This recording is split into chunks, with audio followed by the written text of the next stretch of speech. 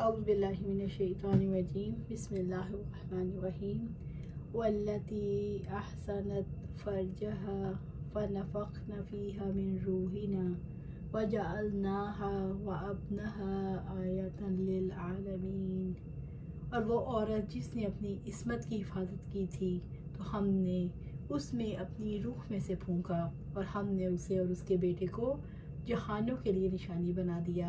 सूरत अल-अंबिया आया 91। वल्लती अहसनत फरजहा, और वो औरत जिससे अपनी पाकीज़गी की हिफाजत की, यानी मरियम अलैहिस्सलाम जो ईसा अलैहिस्सलाम की वालदा थी। रब्बुल इज़्ज़त ने उनके बारे में फरमाया कि उनका तज़किरा उनकी पाकीज़गी और उनकी कदर व मंज़िलत के साथ करें।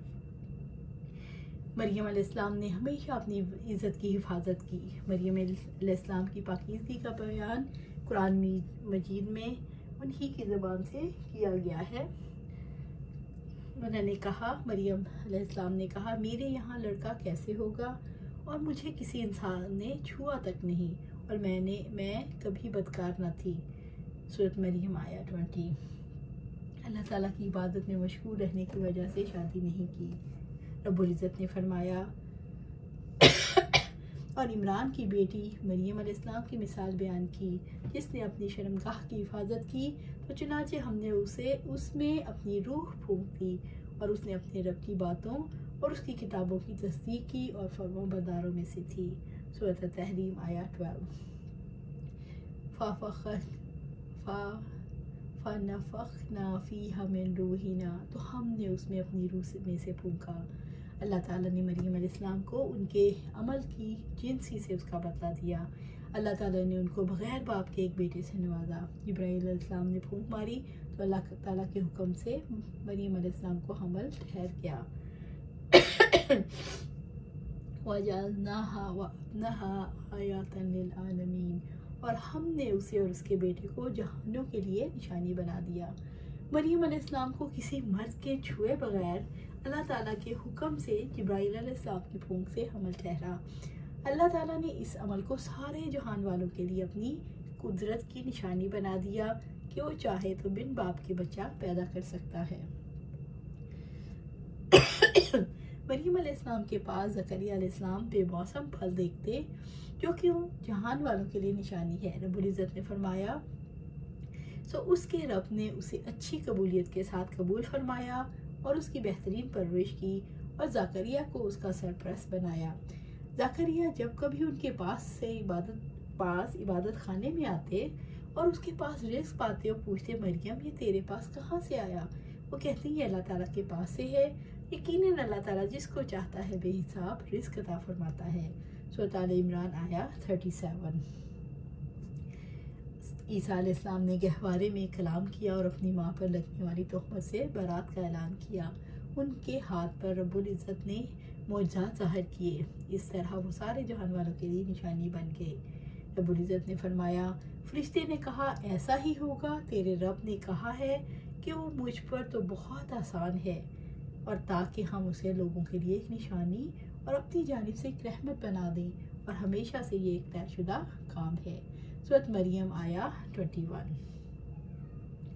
अल्लाह सुब्हान तआला ने फरमाया, और हमने इब्ने मरियम और उसकी माँ को एक अजीम निशानी बना दिया, और हमने उन दोनों को एक बुलंद ज़मीन पर ठिकाना दिया जो बहते पानी वाली रहने के काबिल जगह थी। सूरत अल-मोमिनून आया 50।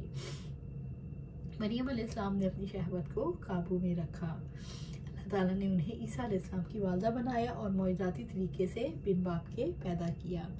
जो अपनी ख्वाहिशात को काबू में रखे और अल्लाह ताला की रहमतों का हकदार बन सकता है।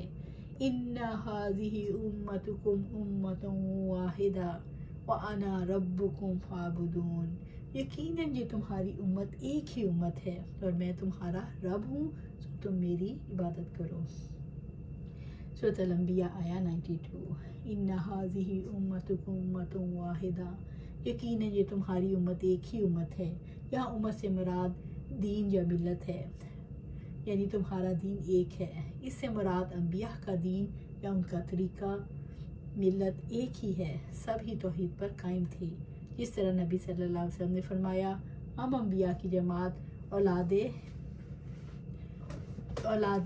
इलात हैं, यानी जिनका बाप एक और माएँ मुख्तलिफ हों, और हमारा दीन एक है। रब्बुल इज़्ज़त ने फरमाया, ये सारे अम्बिया जिनका तज़किरा हमने किया तुम्हारे रहनुमा और तुम्हारे इमाम हैं। इन सब का दीन एक और इनका रब एक और उनकी शरीयत एक। व अना रब्बुकुम फाबुदून, और मैं तुम्हारा रब हूँ तो तुम मेरी इबादत करो। तुम्हारा रब हूँ, तुम्हारे लिए मेरे दीन के सिवा कोई दीन नहीं और मेरे सिवा तुम्हारा कोई रब नहीं। तुम मेरी इबादत करो, मुझे एक मानो।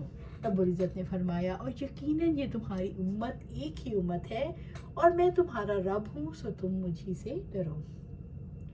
सूरत अल-मोमिनून आया 52। अबू हुरैरा रज़ियल्लाहु ताला अन्हु बयान करते हैं कि आप सल्लल्लाहु अलैहि वसल्लम ने फरमाया, अल्लाह ताला तुम्हारे लिए 3 बातें पसंद करता है और 3 बातें नापसंद करता है।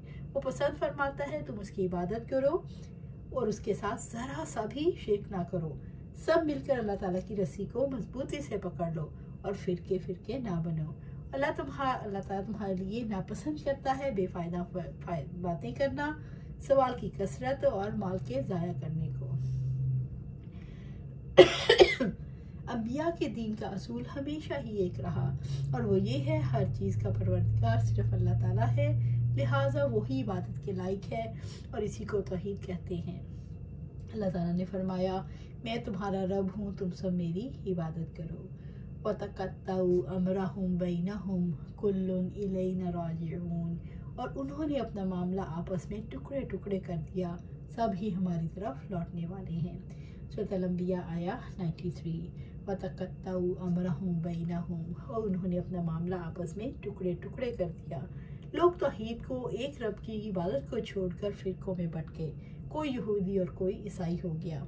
इसी तरह मुसलमानों के भी मुख्तलिफ फ़िरके बन गए। लोगों ने दीन में बहसें कर करके एक दीन को कई दीनों में बदल डाला। अगर सब लोग एक दीन पर कायम रहें तो एक उम्मत बन सकते हैं। अंबिया के मानने वाले ही फ़िरकों में बट गए और रब्बुल इज़्ज़त ने फरमाया, उनमें से जिन्होंने अपने दीन को टुकड़े टुकड़े कर डाला और बहुत से ग्रोह बन गए, हर ग्रोह इसी पर खुश है जो उसके पास है। सूरत रूम आया 32। कुल्लुन इलैना राजिऊन, सब ही हमारी तरफ लौटने वाले हैं, यानी सारे ही फ़िरके हमारी तरफ लौटेंगे और हम उनके अमाल का उन्हें पूरा पूरा बदला देंगे। ये बात अल्लाह ताला ने इससे फरमाई ताकि वाज़ेह हो जाए, इख्तिलाफ़ात दुनिया में दूर होने वाले नहीं, उनका फ़ैसला क़यामत के दिन ही होगा। रब्बुल इज़्ज़त ने फरमाया, और उसने उनके दिलों में उल्फत डाल दी, अगर आप ज़मीन में जो भी है वो सब खर्च कर देते तब भी आप उनके दिलों के दरमियान उल्फत ना डालते, और लेकिन अल्लाह ताला ने उनके दरमियान उल्फत डाल दी। यकीनन वो सब पर गालिब कमाल हिकमत वाला है। सूरत अल-अनफाल आया 63। या रसूलुल्लाह सल्लल्लाहु अलैहि वसल्लम, हम खाते हैं लेकिन सैर नहीं होते। किसी सहाबी ने पूछा, आप सल्लल्लाहु अलैहि वसल्लम ने फरमाया, शायद तुम अलग अलग खाते हो मुतफर्रिक। उन्होंने कहा, जी हाँ।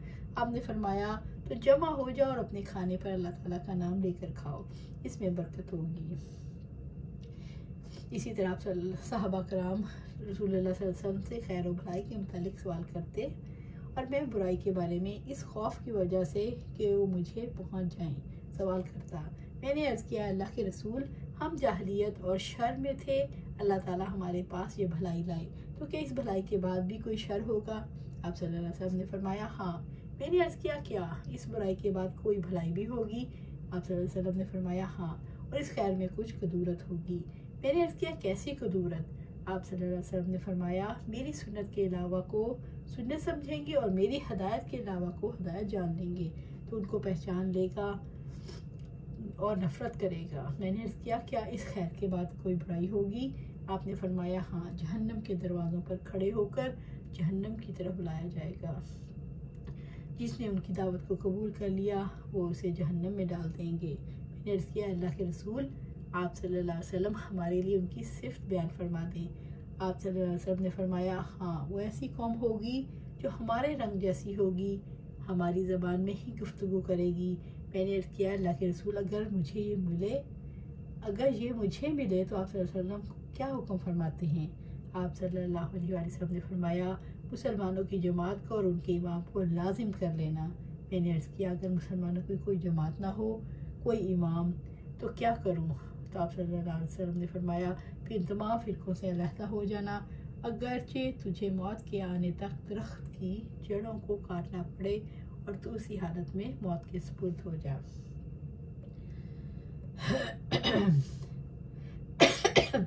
फ़मन यामल मिनस्सालिहाति व हुवा मुअमिनुन फला कुफ़राना लिसाइही व इन्ना लहू कातिबून। बस जो शख्स नेकी का कोई अमल करे और वो ईमान वाला हो तो उसकी कोशिश की नाकदरी नहीं होगी और यकीनन हम ही उसे लिखने वाले हैं। सूरह अल-अंबिया आया 94। फ़मन यामल मिनस्सालिहाति व हुवा मुअमिन, बस जो शख्स नेकी का कोई अमल करे और ईमान वाला हो, यानी ईमान की हालत में जो नेक अमल करेगा, और जो नेक अमाल से मुराद जिनको अल्लाह ताला ने कौली, कल्बी और फ़ेली इबादत में से मशरू किया है। फ़ला कुफ़राना लिसाइही, इनकी कोशिश की नाकदरी नहीं होगी, यानी उसकी कोशिश की नाकदरी नहीं होगी, ना उसको ज़ाया किया जाएगा, ना कम किया जाएगा, यानी जुल्म नहीं किया जाएगा, बल्कि कोशिश का कई गुना अजर दे दिया जाएगा और हर अमल की कामिल जज़ा दी जाएगी। रब्बुल इज़्ज़त ने फरमाया, और जो शख्स अपने रब के पास मोमिन होकर आएगा, जिसने नेक अमल किए होंगे, तो उन लोगों के लिए बुलंद दर्जात हैं। सूरह ताहा आया 75। इसी तरह अल्लाह सुब्हानहू व तआला ने सूरह काफ में फरमाया, बेशक जो लोग ईमान लाए और जिन्होंने नेकियां की, यकीनन हम ऐसे लोगों का अजर ज़ाया नहीं करते जो अच्छे काम करें। सूरह अल-काफ आया 30। व इन्ना लहू कातिबून, और यकीनन हम ही उसे लिखने वाले हैं, यानी इसकी कोशिश को फरिश्ते भी लिख रहे और लोहे महफूज में भी लिखा गया है। जो भी नेक अमाल करे और वो मोमिन ना हो तो दुनिया आखिरत में नामुराद होगा। अल्लाह ताला की यहाँ ईमान और अमल साले की कदर कीमत है। ईमान दरअसल इंसान और कायनात के दरमियान राब्ते की हकीकी बुनियाद है। अमाल साले की मिसाल बुलंद इमारत की है जो बगैर बुनियादों के उठ नहीं सकती।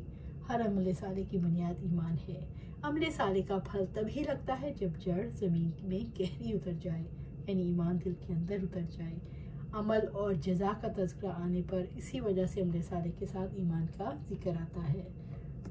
अमल साले ईमान का फल है। अगर ईमान ना हो तो अमल साले ही हो ही नहीं सकता। अमाल साले की नाकदरी नहीं की जाएगी। अल्लाह ताला अमाल साले का रिकॉर्ड रख रहे हैं ताकि उनकी जज़ा दी जाए।